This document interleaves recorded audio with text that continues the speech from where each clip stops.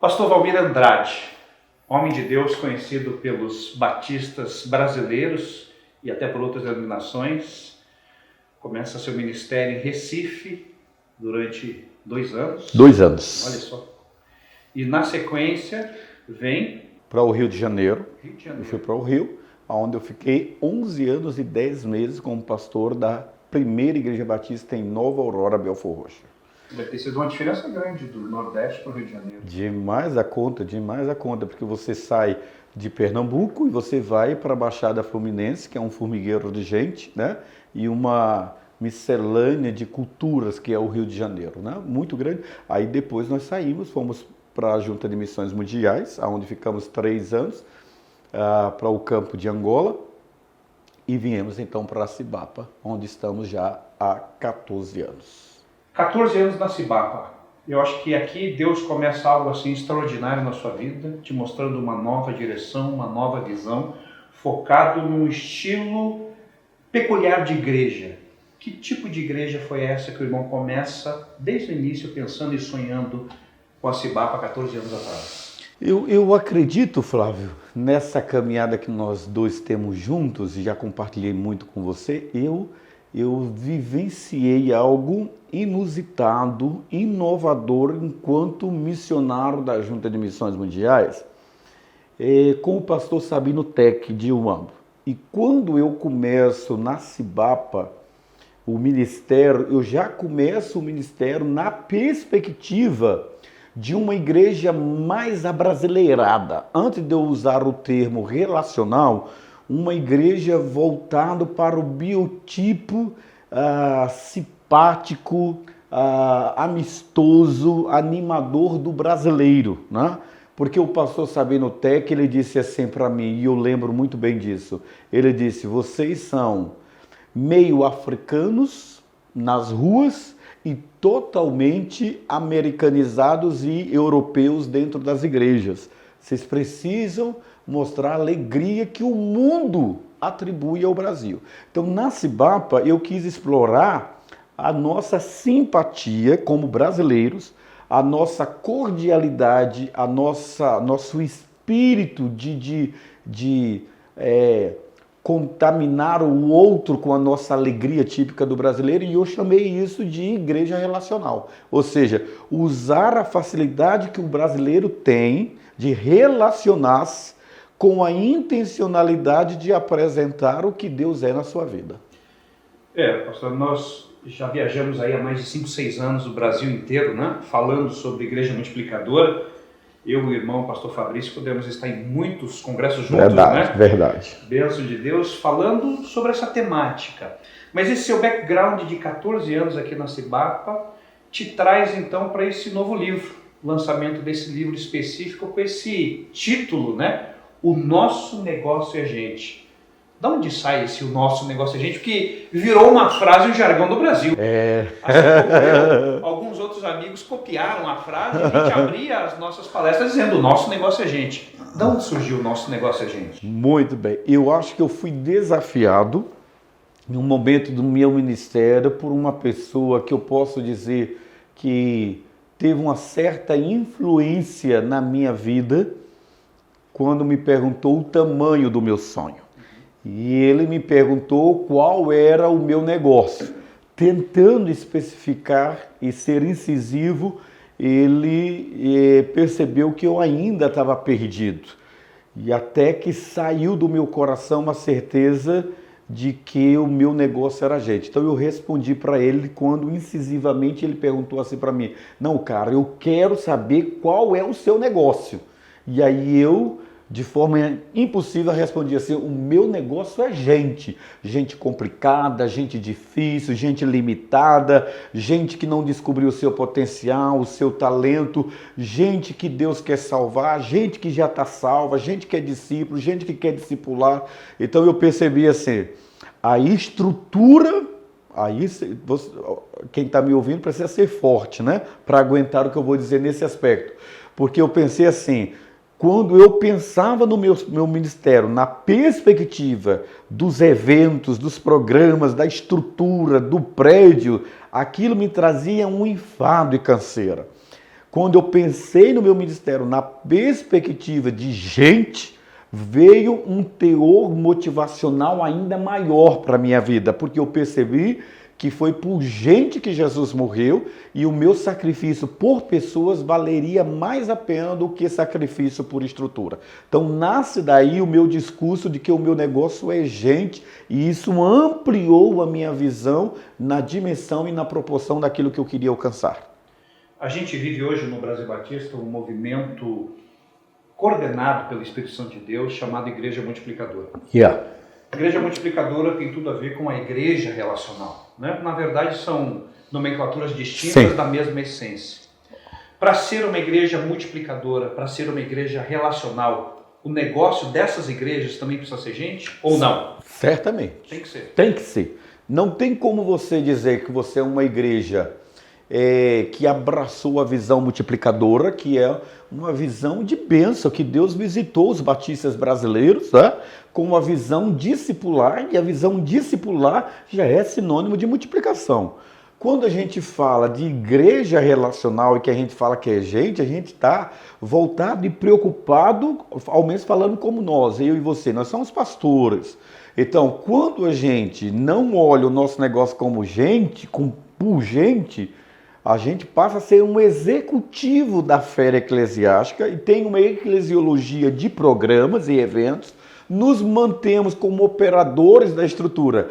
Quando a gente diz que o nosso negócio é gente, a igreja relacional e multiplicadora, o negócio dela é gente, ela vive os 5 princípios da igreja multiplicadora de forma suave. Ela vive intensamente a oração, ela vive intencionalmente a evangelização, ela vive intencionalmente a compaixão e graça.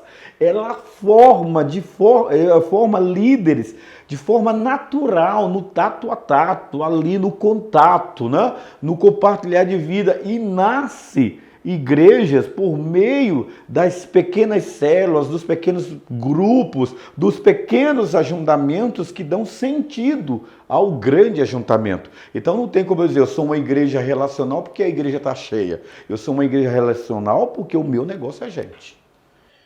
De uma forma geral, hoje nas igrejas batistas, né? E a gente viu que essa visão de igreja relacional multiplicadora já saiu da nossa seara batista, atingindo outras denominações, graças a Deus. Mas dentro da nossa seara, que a gente conhece bem, nós vamos ver que a igreja relacional se choca com a igreja eventual. Como é que faz essa conversão? Eu vi que você aborda de uma forma bem inteligente no seu livro esse processo, mas de uma forma assim prática e objetiva, como é que uma igreja eventual ela consegue se transformar numa igreja relacional? Boa. Essa é uma pergunta que eu sempre, você sabe, na nossa caminhada, era a pergunta mais corriqueira dos nossos seminários de igreja multiplicadora. Por quê? Porque as pessoas, elas literalmente querem colocar aquilo que Jesus disse que é impossível. Colocar remendo novo, né, retalho novo, em coxa velha. Eu não sei se você é do sul, né, e eu sou do Nordeste. No Nordeste é muito as coxas de retalho, né? Mas não dava para colocar um tecido novo numa coxa velha. Eu fazia a coxa de retalhos toda nova. Então, sair do eventual para o relacional, ela começa na cabeça do líder. É o primeiro passo.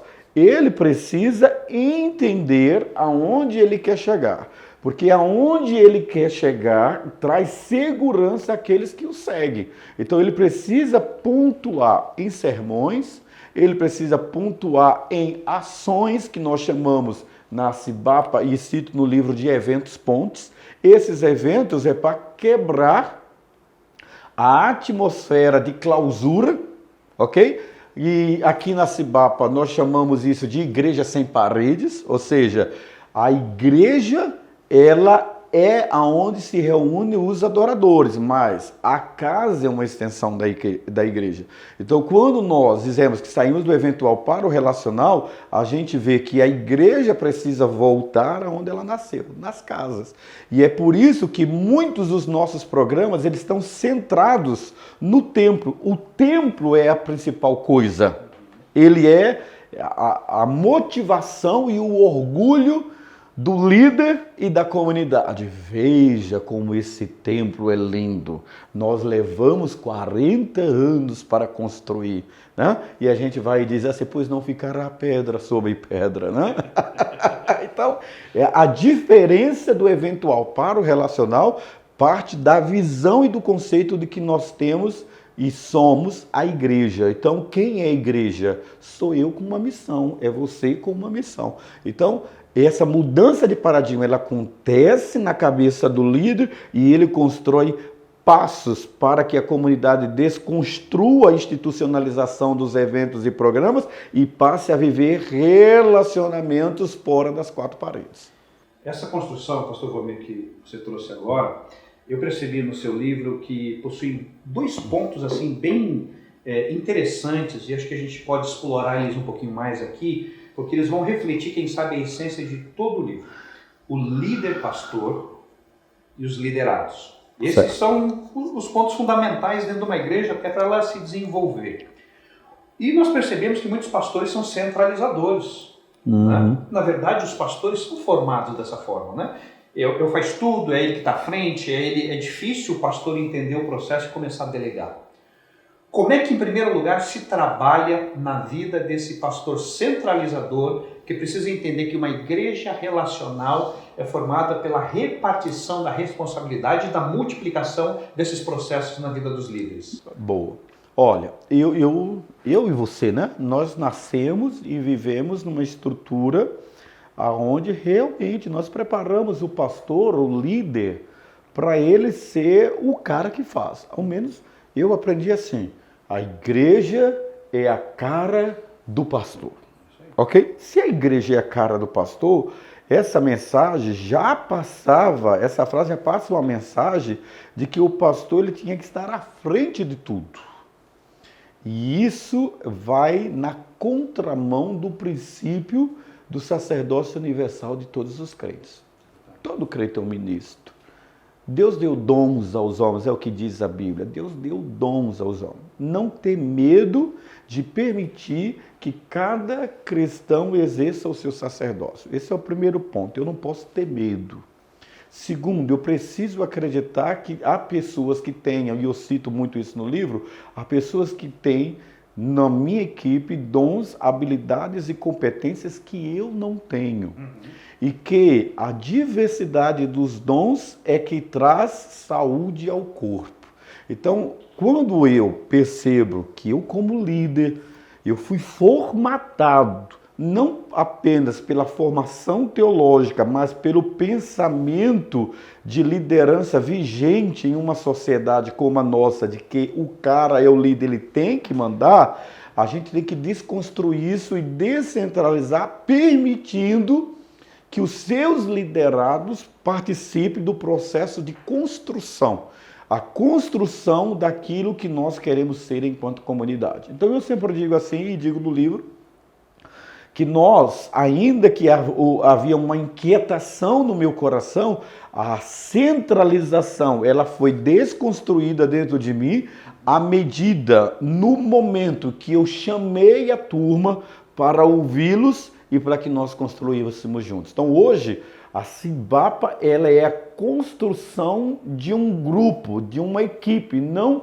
a ideia e o projeto do pastor Valmir Andrade, de jeito nenhum. É lógico que você, o líder, é o cara que recebe um direcionamento de Deus, mas ele sabe que tudo vai ser aperfeiçoado à medida que você tem um grupo que constrói com você. Então, descentralizar não é você abrir mão das suas responsabilidades. Descentralizar é você permitir que outros façam parte da construção daquilo em que a comunidade precisa alcançar. Esse é porque as pessoas às vezes pensam assim, nossa, quer dizer que você não manda mais? Deus me livre, eu tenho que mandar. Não é verdade. Eu tenho por quê? Porque eu sou o líder da comunidade e eu respondo juridicamente, eu respondo na visão da igreja. Mas quando eu falo de líderes centralizadores, são líderes que não se permitem avançar por meio dos dons e das habilidades e competências dos outros. trazendo-os para junto e permitindo que eles aperfeiçoem suas ideias, as minhas ideias.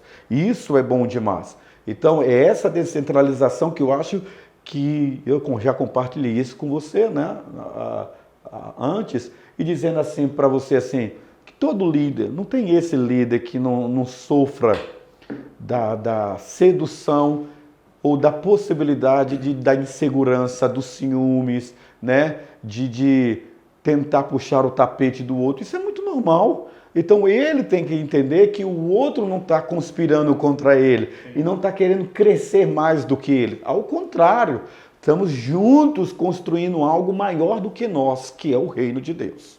É diferente. Vamos olhar agora assim para a nossa denominação como um todo, né? Os batistas têm uma história maravilhosa no mundo, principalmente no Brasil. E a gente viu o crescer do evangelho dentro da nossa denominação através da multiplicação de discípulos. Isso está no nosso DNA batista. Certo. Cruzadas, evangelizações, isso varreu várias décadas de gerações de batistas. Mas a partir da década de 90, mais ou menos para frente, a gente percebeu uma mudança, um foco mais na estrutura, né? Começaram a pensar mais assim num processo da igreja em si e não olhar para a igreja lá fora. E nós então viemos formando uma geração de líderes. Você abordou bem, falando na mentalidade que precisa ocorrer a mudança principal na cabeça do pastor, deixar de ser centralizador. Mas o seu livro também fala de líderes multiplicadores. Né? Como que a gente resolve esse processo da igreja que começou a se fechar em si mesmo, desestimulando a multiplicação de discípulos através dos líderes, dos crentes, né? E esse povo começou a ficar fechado na igreja. O que você apresenta no livro de uma forma assim bem direta para que essa liderança, além do pastor, seja também resgatada? Eu penso que esse processo não foi um processo que surgiu do nada. Primeiro, assim, o boom na área do ensino no Brasil na década de 80 era uma educação tecnicista. E essa educação tecnicista, ela consistia em pegar o indivíduo, colocá-lo dentro de uma sala de aula, treiná-lo e chamar isso de treinamento e capacitação, ok? Vou pegar um exemplo muito comum. Você pega o cara engenheiro civil, e ele recebeu o conteúdo. Aí você pega um engenheiro civil, que ninguém chama o cara de engenheiro. A gente chama esse cara de mestre de obra. Ele sabe exatamente a metragem, ele sabe muito bem as dimensões de um radier, ele sabe exatamente a metragem do ferro para determinado pilar. Então, quando você percebe que a multiplicação de líderes, ela sofreu dentro da estrutura batista, com vamos dizer, um limitar, você percebe que o problema se deu por conta da forma que se era passado a visão de discipulado. Então, a multiplicação de discípulos, ela retoma ao seio da nossa denominação, retoma na nossa caminhada, aqui mesmo na Cibapa. Nós percebemos a facilidade que hoje os caras têm de ganhar pessoas de discipular, mas por conta de quê? O treinamento nosso, que é um treinamento em que você passa apenas conteúdo, a informação cognitiva, que você passa apenas lições e você não permite que o camarada tenha uma vivência, dando para ele passo, porque nós somos uma cultura tupiniquins. Nós reproduzimos pelo exemplo. Nós não temos o conceito de outras culturas, que o cara aprende e ele sai com fórmulas e segue aquelas fórmulas. O brasileiro, ele copia modelos. E quando a gente diz que a descentralização, ela ajuda o sacerdócio universal dos crentes, você vê que a multiplicação dos líderes, ele acontece paralelo à normalidade do dia a dia. Você tem filho, não é? Quantos anos ele tem? Vai fazer 14. Se você olhar para ele, ou alguém for olhar para ele, vai dizer assim, mas é um Flavinho, gente. É um Flavinho. As pessoas falam a mesma coisa comigo. O João é um Valmizinho. Nossos filhos, eles repetem e reproduzem nossas ações. Aqueles que caminham conosco e que quando nós nos permitirmos sermos transparentes, quando nós nos permitirmos sermos ensináveis, quando nós nos permitirmos ser submissos, quando nós nos permitirmos sermos tratáveis, esperançosos, servos, aqueles que andam conosco, né? Como você estava me dizendo ali no carro, não tem como você lançar uma semente da laranja e esperar colher maçã. Você vai colher laranja. Então, a igreja que vivencia essa visão de que a multiplicação de discípulos, ela é explicada pelo fenômeno do exemplo, da repetição. Então, eu digo no meu livro, deixe claro a sua visão. Crie de forma clara onde você quer chegar, mas não esqueça de repetir, né? A repetição, ela torna um padrão. Então, eu acho que as nossas igrejas, elas foram se tornando eventuais, de programas, engessadas, e quem foi entrando dentro dela foi copiando esse modelo e a igreja foi estagnando. Essa nova geração que abraçou a visão da igreja relacional, da igreja multiplicadora, você pode notar, não tem crente dinossauro, que não tem tradição, não tem crente novo, você tem que aqueles que quiserem, eles começam a reproduzir. E aí você vê um movimento de multiplicação que não nasce de aí seja forte com o que eu vou dizer, não nasce de um Tadel, oh Deus, me perdoe, não nasce de um CTL, não nasce de uma escola de treinamento, nasce pela caminhada de um RD, de um relacionamento discipulador. Por quê? Porque o camarada, ele já está sendo influenciado. Eu tinha um exemplo aqui na nossa igreja, hoje ele está nos Estados Unidos. Chamava-se Silvio Sena. O Silvio Sena, ele começou uma caminhada assim, cara das antigas, antes de eu chegar na Cibapa. Mas ele entendeu a visão, ele comprou a visão, ele decidiu, eu vou fazer isso. E ele treinava. Vivia o treino deles assim, de tal forma que eu fechava os olhos assim, ó. Eu não sabia quem estava falando comigo. Se era ele ou se era o discípulo dele. Você tem um cara aqui na igreja chamado Cleves. A influência do Cleves no pastor Joelso hoje é notória. Por quê? A multiplicação de discípulos é algo que acontece em natura por convívio, RD. O exemplo. Eu achei interessante que num determinado capítulo do livro você repete em 3 tópicos diferentes essa expressão, seja claro com aquilo que você quer. Seja claro. Mostre a direção, mostre a visão. A gente pode dizer então que o nosso negócio é gente, é um estilo de vida? É um estilo de vida, é um estilo de vida. Eu não tenho nem dúvida. Agora é assim, quando você pensa em estilo de vida, você pensa assim, eu sei viver sem esse negócio? Não sei viver. Eu não sei viver sem esse negócio. Eu tive tentações e motivações para abortar essa filosofia nova de ser igreja, motivado pela frase, o nosso negócio. Tive, porque quando você pensa em gente, você pensa no ser mais complexo que Deus criou e colocou na terra. Porque Deus deu ao homem a capacidade de criar, sentir, pensar, agir. Não é? O homem, ele é um criador em si, mas o homem tem uma complexidade toda na sua formação anatômica que é impossível você dizer que conhece alguém.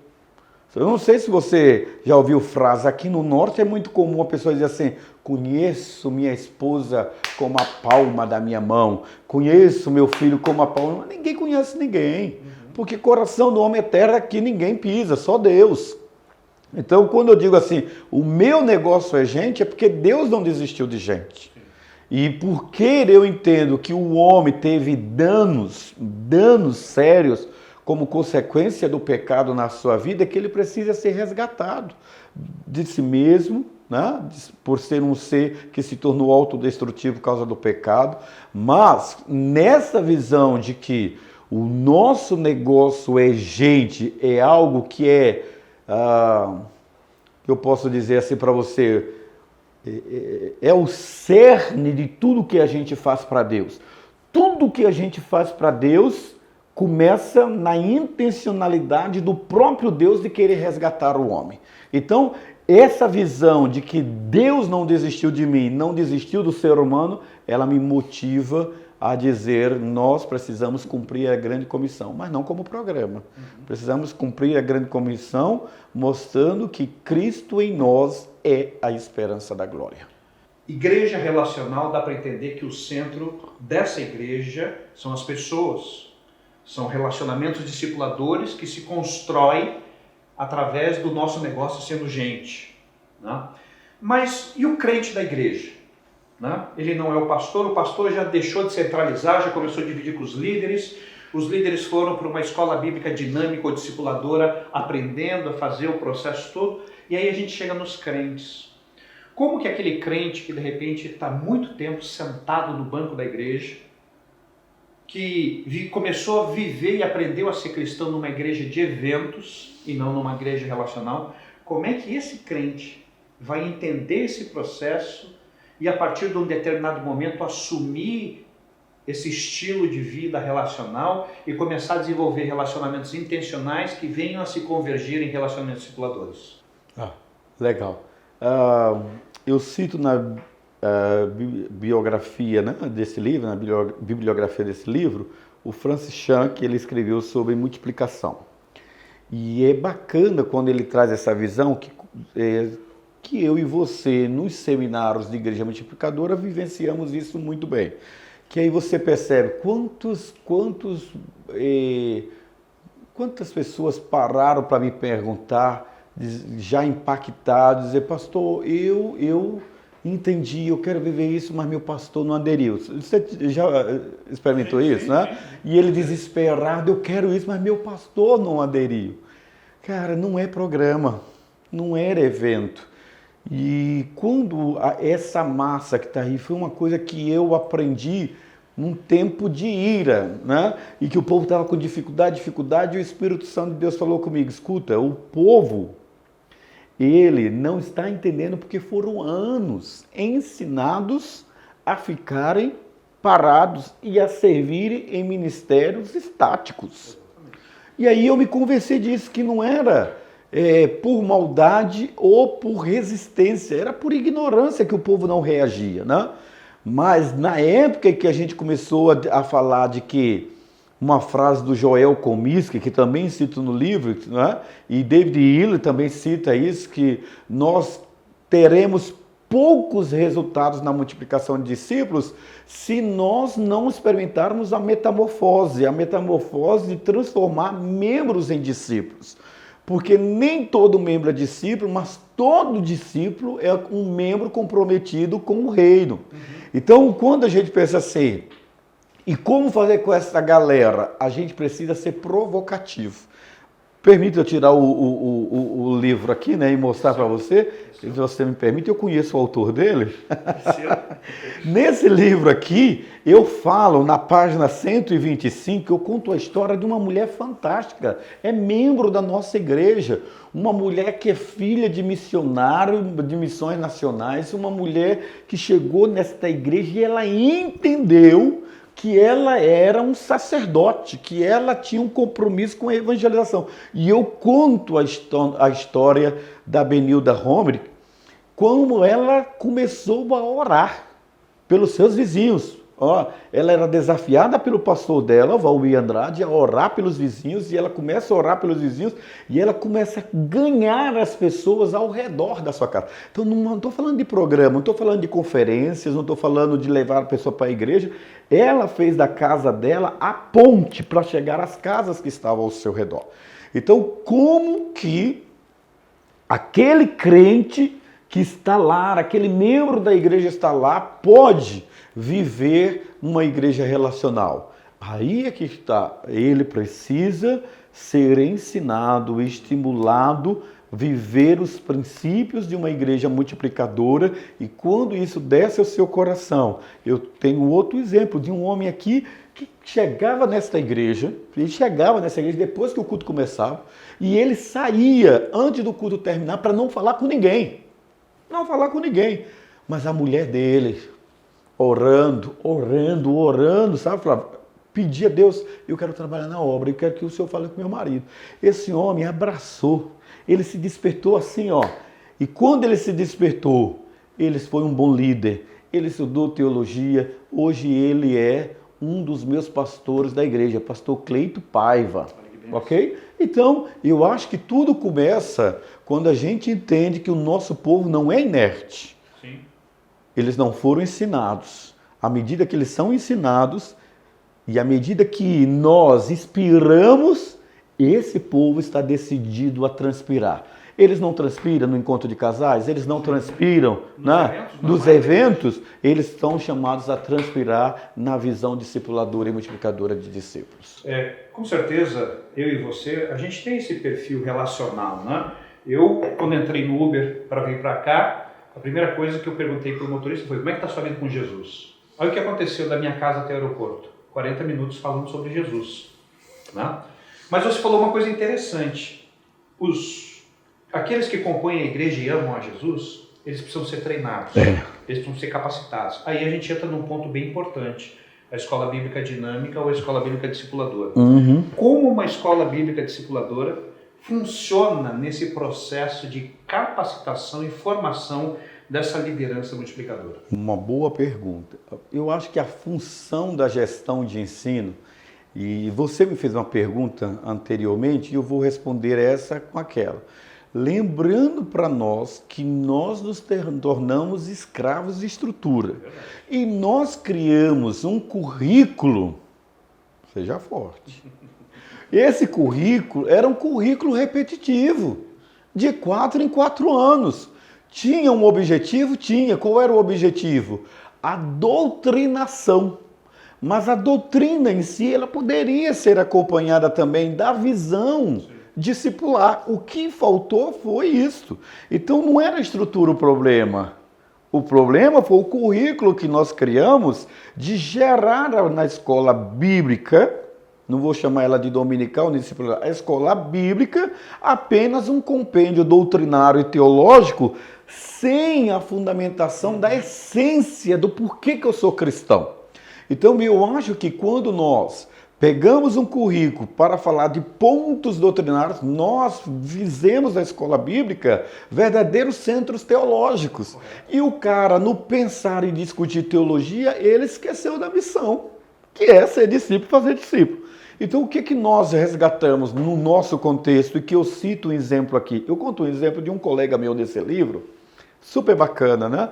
Que ele estava tão preso à estrutura que ele esqueceu que ele podia pegar aquele povo lá de Alcobaça, da Bahia, e à medida que aquele povo ganhava dinheiro, locando suas casas na temporada de praia e trabalhando como vendedores ambulantes, eles poderiam também cumprir a grande comissão. Você mesmo falou aí, eu peguei o Uber e perguntei como é que está o relacionamento do cara de Jesus. Ou seja, não é isso que nós pregamos no púlpito, à medida que eu vou indo, eu vou fazendo discípulos também. Então eu acho que o nosso problema da escola bíblica, que ela não pode morrer, ela pode tomar novas dimensões, novos aspectos, mas a escola bíblica, ela precisa ter não só o cunho doutrinário, que ela sempre teve, mas o doutrinário com a intencionalidade de não tirar o camarada da grande comissão. Porque o camarada, ele é assim, eu estou trabalhando para Deus,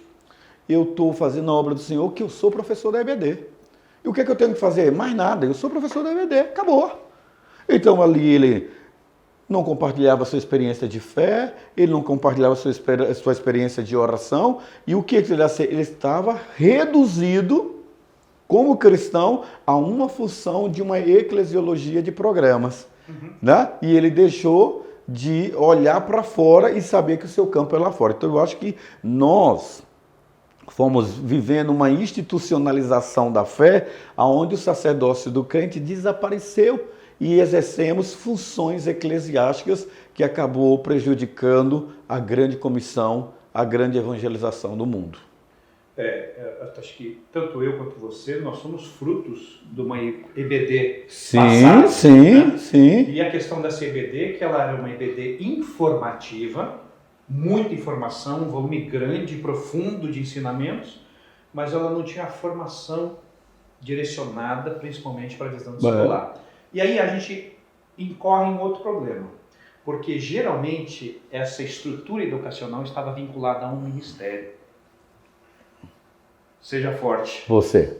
A estrutura ministerial, ela dificulta o avanço da igreja relacional e da visão da multiplicação de discípulos? Atrapalha.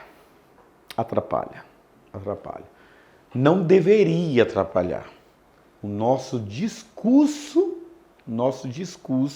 dentro da Cibapa é ser uma igreja pequena e ao mesmo tempo uma igreja grande. Nós entendemos que o cara, ele precisa servir com os seus dons. Tem ministérios na Cibapa? Tem ministérios. Os caras trabalham no estacionamento, eles trabalham na recepção da igreja, eles trabalham no som da igreja, eles trabalham no louvor da igreja, eles trabalham na diaconia. Tem ministério sempre, porque o ministério, vou pegar a palavra ministério como servir. Eu sirvo, eu pastoreio e sirvo. Eu sou pastoreado e sirvo. Esse é o nosso conceito. Agora, quando nós estamos no pequeno grupo, que nós chamamos aqui na Cibapa de pequeno ajuntamento, nós estamos na mutualidade pastoral.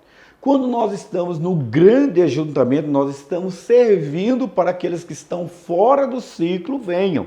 Então, isso é uma metodologia nossa aqui. Agora, o que eu vivenciei e que acho e conta um livro que muitos pastores vivenciam em termos de dificuldades, é quando o ministério é algo tão engessado que tem um dono dela. Quando tem um dono desse ministério, ele acha que a coisa mais importante, a coisa principal da igreja, mais do que o ministério pastoral, é o ministério dele. E de que nada deve sublimar. Então, se disser assim, cara, vamos falar de RD, relacionamento discipulador. Ah, mas vai comprometer o ministério tal. Então, o ministério é complicado. Nesse aspecto, porque o camarada, ele foca mais o fazer e o ter um cargo do que vivenciar um discipulado. Então, nesse aspecto, eu tive muita dificuldade em romper com uma visão ministerial, porque eu tinha donos de ministério. Não vou dizer o nome dos ministérios para que a pessoa não desligue do canal, tá? Mas os donos de ministério, eles dificultam a visão discipular, porque eles vivem em função daquilo ali e não em função da coisa principal, que é discipular, é ir por todo mundo e pregar o evangelho a toda criatura, batizando-os em nome do Pai, do Filho e do Espírito Santo. Então, às vezes eu pergunto assim, o cara assim, ele passa o mês todo liderando o ministério e você pergunta para ele assim, mas com quem você compartilhou a fé? Com quem você compartilhou o amor? Quem é o seu Josué? Quem é o seu Eliseu? Quem é o seu Timóteo? Quem é a pessoa que você diz assim, eu sou pai na fé, mãe na fé de fulano? Então isso se perdeu, mas nós nem sempre fomos assim como batistas. A nossa caminhada como batistas brasileiros era de uma denominação evangelista. Ok? Por quê? Porque nós tínhamos plantadores de igreja que não eram formados em teologia, eles eram ganhadores de vida, eles plantavam o trabalho e nós fomos perdendo isso no decorrer da caminhada, nos distanciando por causa, seja forte, dos ministérios. Sim. Infelizmente, né? Então, pastor Valmir, você é contra os ministérios? Não sou contra os ministérios, mas admito que a boa parte dos ministérios atrapalham a visão multiplicadora de discípulos de Jesus. Você falou bem, nós tínhamos na década de 70, início de 80, o Plano Nacional de Evangelização. Sim. Que tinha os NEBs dentro, os núcleos de estudos bíblicos nos lares. Que a essência dos NEBs era a visão de multiplicação de discípulos, sempre foi. Ou seja, isso fez parte do nosso DNA batista e você restaura aqui no seu livro dentro dessa concepção. Quem está assistindo aqui deve estar pensando, né? Tudo bem, o livro trata da essência, evangelização discipuladora, o nosso negócio é gente, multiplicação de discípulos, mas é aquela pergunta, e o PGM? A gente não pode bater um papo aqui sem falar de PGM, obviamente. Os pequenos grupos, né? Assim, eu gostei demais, desde a primeira vez que eu ouvi você falando, Porque você falou que quando você começou a caminhar com esse movimento de igreja multiplicadora, você descobriu algo que faltava. Você tinha PG e nesse processo você agregou o M da multiplicação. Fala um pouquinho dessa experiência da Cibapa, de agregar o M de multiplicação. A ideia nossa é assim, quando a gente viu isso muito, você vimos isso, não vamos citar o nome dos outros meninos propaganda da Igreja Multiplicadora, que eles não estão aqui, mas nós éramos basicamente 3 a 5 que viajou o Brasil inteiro. E aí eu comecei a perceber que pequeno grupo poderia correr o risco de ser novamente os NEBs, que tinham uma proposta boa, né? E enveredou-se para ser encontros de comunhão. Encontros semanais, mais uma atividade da igreja.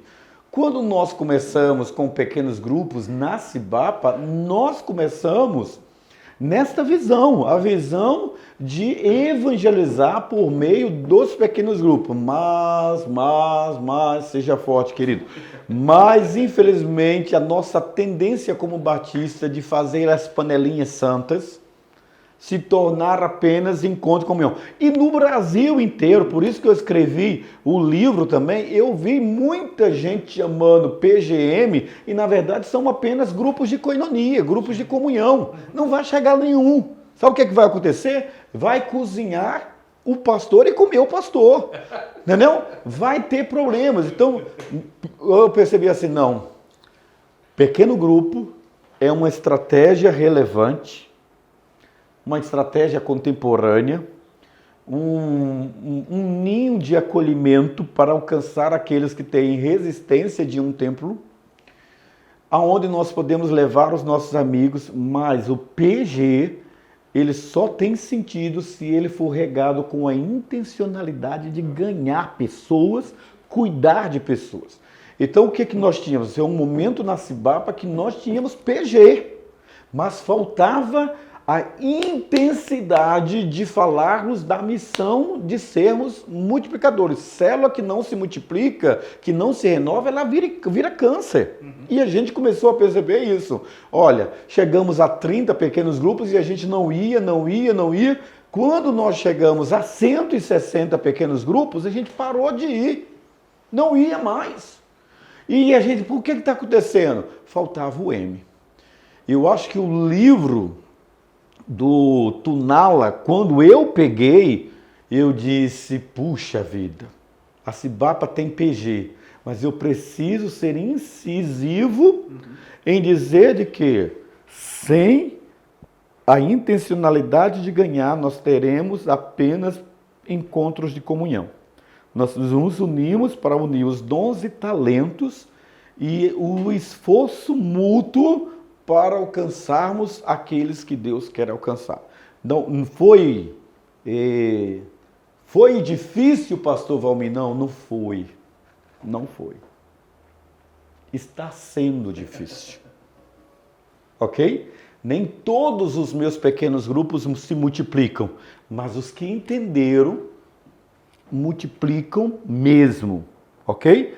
Há pequenos grupos na Cibapa que vivem a essência da comunhão, mas falta a intencionalidade. A maioria, graças a Deus, já entendeu isso, que a multiplicação de discípulos, ela acontece naturalmente quando há uma conscientização clara por que nós estamos aqui, qual é o nosso propósito.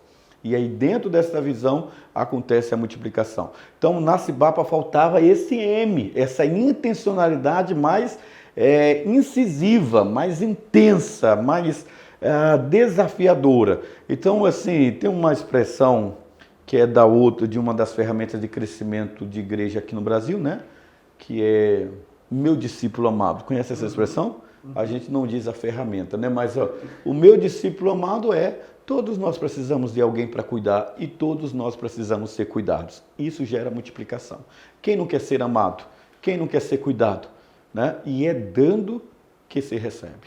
Eu gosto daquela definição de PGM, né? De uma forma bem clara, que PGM é o lugar onde durante a semana nós reunimos os nossos relacionamentos circuladores. Isso, então, isso aí. Você já define você já traça o objetivo e você quebra qualquer outra questão.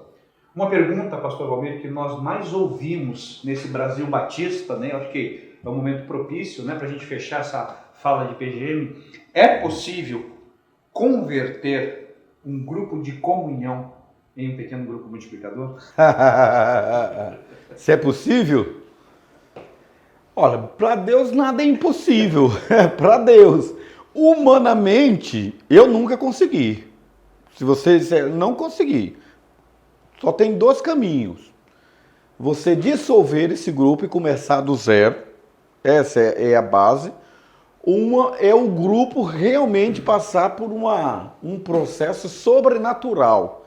Mas o cara que está num pequeno grupo de comunhão, ele está numa zona de conforto e que ele não quer sair. Ele não quer sair de jeito nenhum. Então eu acho complicado demais. O que eu percebo, vou atrelar essa sua pergunta à pergunta anterior. Você me perguntar, pastor, na Cibapa há pequeno grupo de comunhão, né? Em pequeno grupo relacional e multiplicador? Nós já tivemos, até pouco tempo, um casal de líderes da nossa igreja, ele pediu arrego. Eu não estou conseguindo caminhar com essa turma. É uma turma que anos e anos está com eles, desgastando líderes bons, líderes que querem, mas aquele grupo é um grupo que diz assim, nós nos bastamos, nossa comunhão é boa. O que nós fizemos? Deu para transformar? Não. Salvamos os líderes, que resolveram começar do zero. E pensa no pequeno grupo que bombou. Tá grande, mas sabe o que foi o líder fez? Aquela turma não quis. Eles tinham um pequeno grupo dele um dia da semana, eles procuraram o pastor e disseram assim, mas nós somos ainda líderes de pequenos grupos. E naquele dia, naquele horário, eles convidavam um amigo, uma amiga, visitar pessoas não evangélicas, e foi chamando. Então eles construíram um pequeno grupo multiplicador mesmo, mas transformar o pequeno grupo de comunhão em pequeno grupo multiplicador, só uma ação de Deus, que humanamente eu não acredito. Também acredito dessa vez. Tu acredita? Antes de a gente passar para as considerações finais, vamos fazer o seguinte, pastor Valmir, um bate-bola. Yes. Eu vou apresentar alguns termos do seu livro, certo, da visão de igreja relacional, da visão de igreja multiplicadora, e você devolve de uma forma bem prática, bem objetiva, a sua consideração. Manda ver. Começamos então. Igreja relacional. Gente. Líderes multiplicadores. Gente comprometida. Pequeno grupo multiplicador. Ninho de acolhimento. Relacionamento intencional. Quando você se despoja de si mesmo para viver os ideais do outro. Relacionamento discipulador. Quando você imerge com a sua vida na vida do outro. Grupos de comunhão. Estagnação. Visão de multiplicação de discípulos nesse Brasil. Sonhar com uma grande comissão transformadora. A essência do ministério de Cristo. Gente. O nosso negócio é gente. O nosso negócio é gente, é multiplicação. Benção demais. Pastor Valmir, suas considerações finais sobre o seu livro, o que você escreveu, qual foi a essência do seu coração em transmitir para cada líder, cada pastor, cada crente que for pegar esse livro, qual era a sua real intenção em escrever esse livro? Primeiro, você é um dos responsáveis nos nossos bate-papos e angústias em ver líderes bons e bem intencionados cometendo os erros do passado. A atenção de multiplicar discípulos, de ter PGM como programa me angustia, me fazia sofrer, porque eu vejo um movimento de avivamento sendo abraçado de forma equivocada. Isso, eu digo assim, é mais um erro histórico que nós vamos repetir. Não aprendemos com o passado. Então, a minha ideia nesse livro é falar ao coração do meu amigo, meu colega pastor, de que Deus quer trazer uma multiplicação de discípulos na comunidade dele. Que não existe comunidade difícil que não possa ser transformada, se ele estiver convicto de que ele precisa primeiro mudar, abraçar a visão para que ela tenha credibilidade naqueles que a ouvem. E de que reproduzir pequeno grupo e reproduzir igreja multiplicadora, porque é um discurso nacional, é na verdade um grande abismo para ele sucumbir no ministério. Porque se não está sendo no coração e na alma dele de que o nosso negócio é gente, então ele só vai repetir estrutura e vai dar quica. Vai dar quica. Então eu escrevo com muito temor e muito tremor para os meus colegas pastores em respeito aos nossos 5 anos de caminhadas, para que a gente não veja um Brasil que não seja conquistado por essa multiplicação de discípulos. Pastor Valmir Andrade, pastor da Segunda Igreja Batista de Palmas, no Tocantins, a Cibapa, missionário dos batistas brasileiros e mundiais, homem de Deus, uma pessoa que eu tenho a alegria de chamar de meu amigo. São poucos amigos que eu tenho. O pastor Valmir é meu amigo, homem de Deus que escreve esse livro, Nosso Negócio é Gente, que com certeza, meus queridos, vai abençoar a sua vida, vai abençoar a vida da sua igreja. Pastor Valmir, Deus te abençoe, abençoe a sua família, a sua igreja, e que o Senhor continue te dando inspiração para que venha o 3º, o 4º, o 5º e o 6º livro para a honra e glória do Senhor. Deus te abençoe, amém. Queridão. Deus obrigado, abençoe. querido.